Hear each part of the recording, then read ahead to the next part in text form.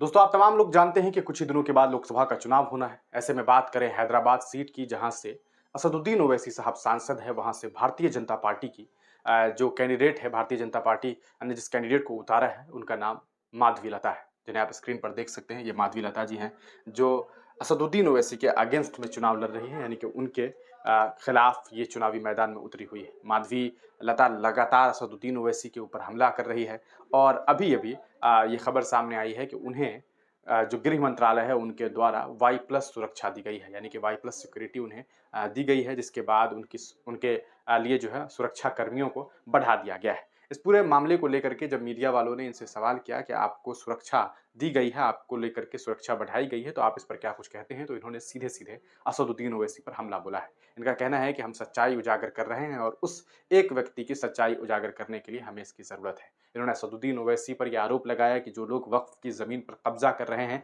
असदुद्दीन ओवैसी उनका साथ दे रहे हैं, जबकि वक्फ की ज़मीन पर अगर कोई कब्जा करता है तो वो पूरी तरीके से गलत है। इस तरह के कई सारे आरोप जो हैं असदुद्दीन ओवैसी पर माधवी लता ने लगाई है। आप तमाम लोगों को बता दें कि माधवी लता लगातार असदुद्दीन ओवैसी के खिलाफ टिप्पणी कर रही है। यकीनन चूँकि वो एक तरह से विपक्ष की नेता है वहाँ पर, और असदुद्दीन ओवैसी एज ए सांसद वहाँ पर हैं, तो अब दोनों के बीच में लड़ाई है। देखना ये होगा कि किसकी वहाँ से जीत होती है। आगे इस वीडियो को देखिए कि माधवी लता ने Y+ सिक्योरिटी मिलने के बाद क्या कुछ बात कही है।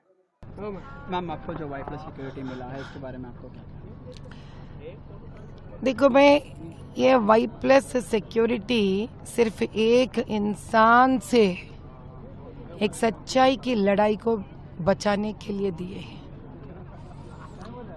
वो इंसान जिनका नाम असद जी है, जो एक पहलवान के बेटे को जेल में डाल सकते हैं, वो असद जी जिनके दोस्ती किंग्स ग्रुप से हो सकता है, वो असद जी जो वक्फ बोर्ड के लैंड कब्जे होने पर भी चुप रहते हैं, वो असद जी जो शमशाने तोड़ने पर चुप रहते हैं, वो असद जी जो SC ST पारदीवाड़ा की औरतों पर जुल्म होने पर चुप रहते हैं।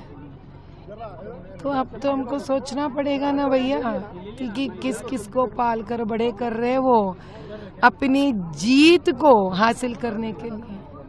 तो दोस्तों, सुना आपने, ये माधवी लता है और इन्होंने अपनी तमाम बातें रखी है। क्या आपको लगता है कि असदुद्दीन ओवैसी के खिलाफ माधवी लता टिक पाएंगी, या फिर माधवी लता जो है वो असदुद्दीन ओवैसी को मात देगी? अपनी राय कमेंट सेक्शन में जरूर दें।